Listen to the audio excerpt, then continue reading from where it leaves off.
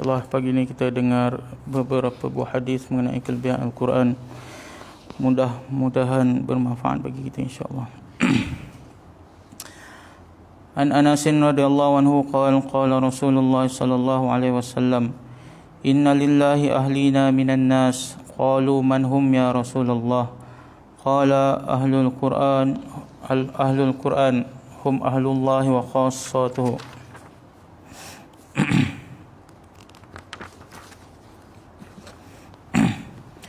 Sayyidina Anas radhiyallahu anhu berkata, Rasulullah sallallahu alaihi wasallam bersabda, sesungguhnya bagi Allah ada hamba-hambanya yang istimewa sebagaimana sesebuah rumah ada ahlinya yang istimewa. Para sahabat bertanya, siapakah mereka itu ya Rasulullah? Baginda Rasulullah sallallahu alaihi wasallam menjawab, mereka ialah ahli Al-Quran, mereka ialah orang istimewa Allah. Mereka ialah orang istimewa Allah. Sayyidina Anas radhiyallahu anhu berkata, Rasulullah sallallahu alaihi wasallam bersabda, sesungguhnya bagi Allah ada hamba-hambanya yang istimewa sebagaimana sebuah rumah ada ahlinya yang istimewa.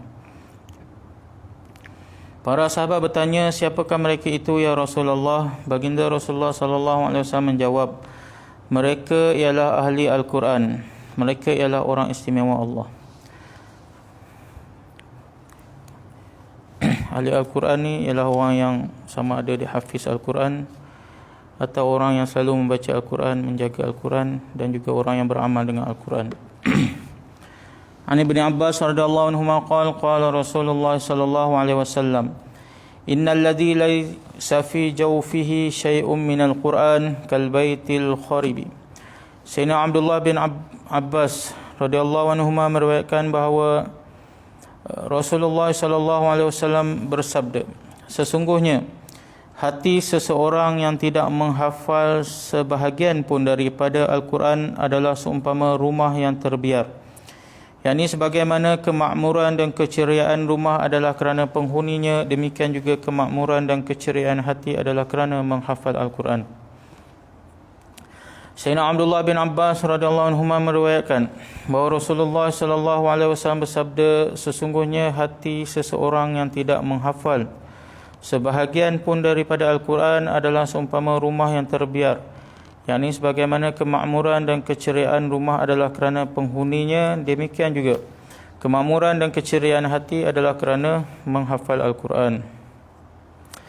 An Sa'ad bin Ubadah radhiyallahu anhu qala Rasulullah sallallahu alaihi wasallam, ma min imri'in yaqra'ul Qur'an thumma yansahu illa laqiya Allah yaumal qiyamah ajzama. Sayyidina Sa'ad bin Ubadah radhiyallahu anhu berkata, Rasulullah sallallahu alaihi wasallam bersabda, sesiapa yang telah mempelajari Al-Quran kemudian melupakannya akan muncul pada hari kiamat dalam keadaan anggotanya berguguran kerana penyakit kusta. Sayyidina Sa'ad bin Ubadah berkata, Rasulullah sallallahu alaihi wasallam bersabda, sesiapa yang telah mempelajari Al-Quran kemudian melupakannya akan muncul pada hari kiamat dalam keadaan anggotanya berguguran kerana penyakit kusta. Keterangan, ada beberapa maksud daripada melupakan Al-Quran. Yang pertama, tidak boleh lagi membaca Al-Quran walaupun dengan cara melihatnya. Yang kedua, tidak boleh membacanya daripada hafalan. Yang ketiga, lalai dari membaca Al-Quran. Yang keempat, tidak beramal dengan hukum hakam Al-Quran setelah mengetahuinya. An Abi Darda radhiyallahu anhu anin Nabi sallallahu alaihi wasallam qala, man qara'a thalatha ayatin min awwalil kahf usima min fitnatid dajjal. Sayyidina Abu Darda radhiyallahu anhu meriwayatkan bahawa Nabi sallallahu alaihi wasallam bersabda, sesiapa yang membaca 3 ayat daripada permulaan surah Kahfi, maka dia akan dipelihara daripada fitnah dajjal. Sayyidina Abu Darda meriwayatkan bahawa Nabi sallallahu alaihi wasallam bersabda, sesiapa yang membaca 3 ayat daripada permulaan surah Al-Kahfi, maka dia tidak akan dipelihara daripada fitnah dajjal. An Abi Darda radhiyallahu anhu anna Nabiy sallallahu alaihi wasallam qala, man hafidha 10 ayatin min awwal suratil Kahfi usima min fitnatid dajjal wa fi riwayatin min akhiril Kahfi. Sayyidina Abu Darda meriwayatkan bahawa sesungguhnya Nabi SAW bersabda, sesiapa yang menghafal 10 ayat daripada permulaan surah Al-Kahfi, maka dia akan terpelihara daripada fitnah Dajjal. Dalam riwayat yang lain disebutkan 10 ayat akhir daripada surah Al-Kahfi. Sayyidina Abu Darda meriwayatkan bahawa sesungguhnya Nabi SAW bersabda, sesiapa yang menghafal 10 ayat daripada permulaan surah Al-Kahfi, maka dia akan terpelihara daripada fitnah Dajjal. Dalam riwayat yang lain disebutkan 10 ayat daripada akhir surah Al-Kahfi. An Thawban radhiyallahu anhu Nabi sallallahu alaihi wasallam qala man qara al-ashara al-awakhir min suratil kahfi fa innahu asmatun lahu min ad-dajjal. Sayyidina Thawban meriwayatkan bahawa Nabi SAW bersabda, sesiapa yang membaca 10 ayat akhir daripada surah Al-Kahfi, maka bacaannya itu akan menjadi penyelamatnya daripada fitnah Dajjal. Sayyidina Thawban radhiyallahu anhu meriwayatkan bahawa Nabi SAW bersabda, sesiapa yang membaca 10 ayat terakhir daripada surah Al-Kahfi, maka bacaannya itu akan menjadi penyelamatnya daripada fitnah Dajjal. An Ali radhiyallahu anhu marfu'an, man qara'a surat al-kahfi yaumal qiyamah man qara'a surat al-kahfi yaumal jumu'ah fahuwa ma'sumun ila 8 ayyamin min kulli fitnatin wa in kharaja ad-dajjal usima minhu. Sayyidina Ali radhiyallahu anhu meriwayatkan bahawa Rasulullah sallallahu alaihi wasallam bersabda, sesiapa yang membaca surah Kahfi pada hari Jumaat akan terpelihara daripada segala fitnah selama 8 hari, yakni sehingga hari Jumaat yang akan datang. Sekiranya dalam tempoh itu Dajjal keluar, maka dia akan terselamat daripadanya juga. Sayyidina Ali meriwayatkan bahawa Rasulullah SAW bersabda, sesiapa yang membaca surah Al-Kahfi pada hari Jumaat akan terpelihara daripada segala fitnah selama 8 hari, yakni sehingga hari Jumaat yang akan datang.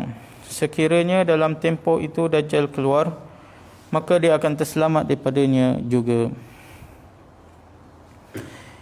InsyaAllah kita telah dengar beberapa buah hadis mengenai kelebihan Al-Quran. Antaranya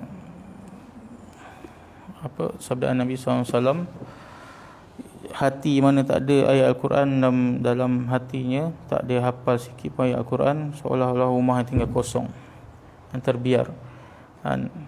Jadi tak ada, bila tak ada orang lah rumah ni tak ceria, hati dia rumah tu tak ceria, tak ada kegembiraan. Begitu kat hati yang tak ada menghafal sedikit pun Al-Quran, dia akan sentiasa sedih, akan takut, akan risau tentang dunia, cari harta dan sebagainya. Allah bagi rasa tak cukup je, walaupun dah ada macam-macam.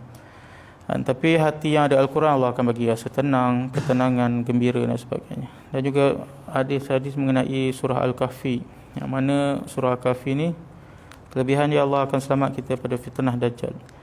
Mana fitnah Dajjal ni bukan sikit-sikit dia punya fitnah dia. Orang yang belajar agama pun, yang tak beramal dengan agama pun akan ikut dia. Dia tahu dah pun, tapi ikut. Kadang kita dah kenal Dajjal ni siapa, tapi oleh kerana fitnah dia kuat, tak tahan, kita ikut dia. Tapi orang yang amal, bukan baca sekali dua, tapi kita amal lah setiap hari sebelum tidur.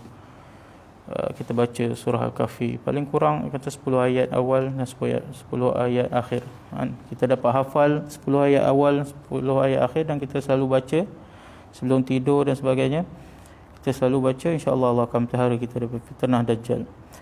Ya, mudah-mudahan kita dapatlah ambil peluang macam 10 ayat awal, 10 ayat akhir ni. Kalau kita satu hari kita satu ayat, 40 hari kita dah boleh, 20 hari kita dah boleh hafal 10 awal, 10 akhir. Ayat dia pun bukan panjang-panjang sangat, lebih kurang dalam setengah muka je. 10 ayat awal semuka je lah, 20 ayat tu lebih kurang dalam semuka.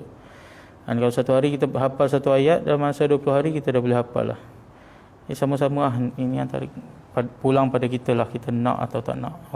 Allah Nabi bagi tahu kelebihan Nabi yang bantu kita daripada fitnah Dajjal. Pulang pada kita lah nak terima atau kita biarkan. Jadi apa yang kita dengar ni mudah-mudahan kita dapat amal dan kita sampaikan pada kawan-kawan kita, saudara-saudara kita, insya-Allah. Subhanallah bihamdihi, subhanakallah, insyaallah.